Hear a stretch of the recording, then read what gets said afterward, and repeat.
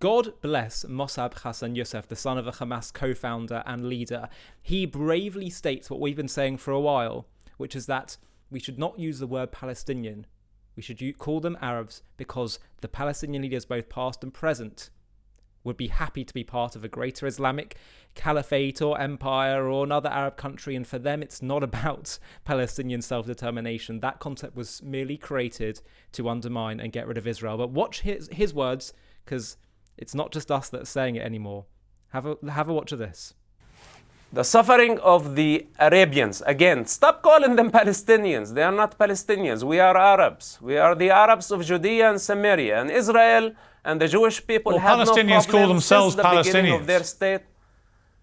Well, you gave them that name. You forced the international community and the rest of the world. All right, well, let me rephrase the question. Should the people who live in Gaza and on the West Bank, should they be entitled to the same human rights as Israelis? If they have equal responsibility as the decent citizens of the state of Israel, that includes Arabs, Jews, Christians, and all other citizens of the state of Israel, then yes, they have equal rights. But if they are not taking their responsibility, if they are using violence, sending suicide bombers, and killing babies, kidnapping a 1-year-old, how do you answer to the mother and to the mothers of the hostages and all those who got killed on October 7?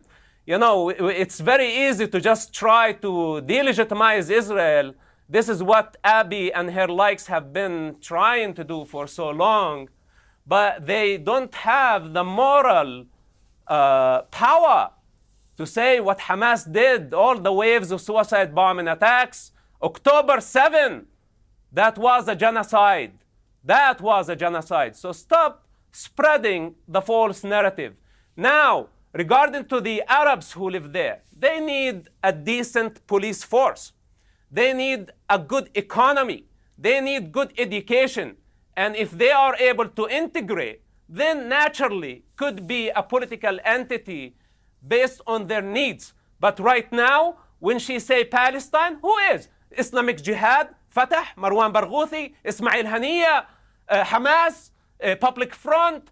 They are so conflicted. They don't have agenda. They don't have leadership. They don't have legitimacy. This is an anarchy that has been going on for about 70 years. And it's about time for it to stop. Now, to transform, to integrate the society, we must protect the children. And this is a priority number one before we talk about Palestinian state or whatever name you want to give it.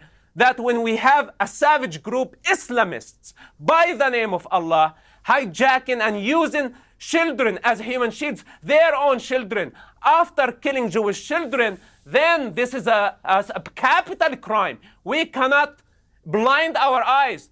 We have to deal with priorities. First, we remove this savage group out of power. If Abi's intention were pro-peace, then this is our intention, that we should unify our efforts toward this main goal, first goal, priorities. Then after that, we can talk about the future. And this criminal you call Marwan Barghouthi in Israeli prison. Wow, good for Mosab Yousef. Don't forget, he was born in the Palestinian territories. He grew up with a father who spoon-fed him a diet of hatred and telling him that we need to get rid of the Jewish state. And he boldly says the historical truth. The truth that Palestinian leaders said, both past leaders and present leaders, from its very inception, they would perfectly have to be part of southern Syria. They would consider themselves Arabs.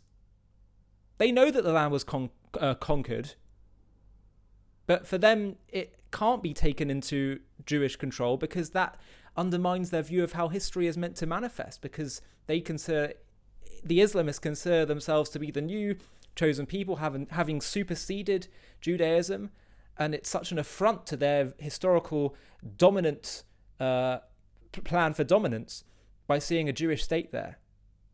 And so they think it's just an evil that has to be gotten rid of. And so they weren't talking about Palestinian rights and statehood when the Jordanians and the Egyptians were controlling it between 48 to 67, controlling Gaza and the West Bank, Judea and Samaria. It's only in the 60s and 67, once Israel took control, that they came up with this identity of Palestinian. There never was a Palestinian state. It was always just part of various different empires. And part of the reason for that, from a Jewish spiritual perspective, is that the land cannot be taken, controlled and created into some kind of unique national state. It's always just part of different empires, but no unique nation states can make it their own homeland, because the land is only acquired through inheritance, and it is an eternal inheritance of the Jewish peoples. But this point about Palestinians, Mosab says it clearly, and we should say it clearly, that it's just a ploy. It's not a real identity. They're just Arabs. And so Israel has tried for a very long time to live alongside them, even indulge their idea of a two-state solution. And Mosab talks a bit about, trying that perhaps under a new authority. I'm afraid this is where I do disagree with him. I think that for as long as we feed this notion, this idea of some kind of Palestinian state, we're actually perpetuating the problem. Because it basically tells them, yes, you've got a point. Yeah, you've got a national claim to this land. And we tried it to make peace, but it's telling them this really is your land. And if you keep trying, you'll get it. That's what the disengagement from Gaza showed. It showed weakness. It showed that, yes, maybe we do feel a bit guilty. So you're just encouraging them by talking in these terms. Whereas if you say Arabs, then actually the great irony is that it's the other way around. They say that the Jews are the colonizers and the Arabs are the indigenous. No. The Jewish people are indigenous to this land. And the Arabs became the colonialists, the occupiers. Yes, from many, many hundred years ago. And because of that, we've said, fine, so let's split the land, or let's find a way to live peacefully among each other. The proof of which being that 20% of Israel's population are Arab, Israeli Arabs. We're not forced out. We're not displaced. But it seems to be that perpetuating this Palestinian notion, feeding into it, creates more radicalism, creates more terrorism. The perfect proof of that is that, look, Israeli Arabs are by and large, I don't know how they feel in their hearts, but by and large, fact on the matter is they are relatively peaceful. Relatively. Some of them, of course, aren't, but most of them are peaceful and cooperative with Israel. Whereas those in the Palestinian territories, it seems there's majority support for October 7th. That tells us something. I think that tells us that the way that Israel needs to approach things moving forward, for everyone's benefit, for the sake of peace, for the benefit of the Arabs as well, who are living under Palestinian control, because they're suffering as well.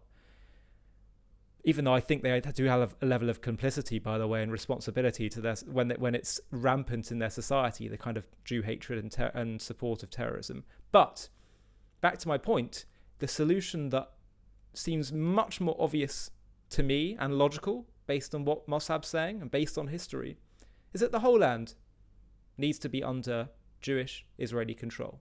That is what history determines as being right. That's what divine law determines as being right. That's what common sense tells us is the way to go. Now, what we do with these Arabs living in the various territories, that needs to be a discussion. Those who are in any way a terror threat do not have a right to be there. They should be, just as any other state would, deport them. Or find a way to deal with them, imprison them, or whatever you need to do for security. And if there's going to be a demographic concern in terms of Israel being a democracy, well, welcome to the Middle East. Arabs, Israeli Arabs, have certain benefits over Jewish Israelis, and that they don't have to serve in the army. That seems to be a bit undemocratic, doesn't it? So Israel should do whatever they need to do to protect their Jewishness, just as many other states in the Middle East do what they need to do and aren't far, far less democratic. But the point is that ultimately the Jewish people are entitled to live in their home in peace and security, and should be able to do whatever they need to do, in a moral way, by the way, but do whatever they need to do in order to ensure that security and that right.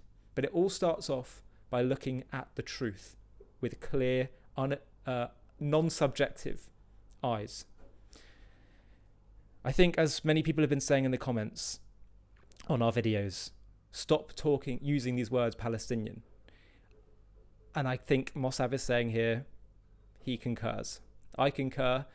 We need to think what we call them instead, just because people need to know who we're talking about. Maybe we can say the Gazans or the Arabs living in Judea and Samaria. But whatever it is, we need to tell the truth. The truth is not democratic. Sometimes it can be a minority of people who acknowledge the truth, who see the truth, and a majority that don't. So it's not always democratic. It doesn't always win by popular support. So be brave. Be brave like Mosab is brave.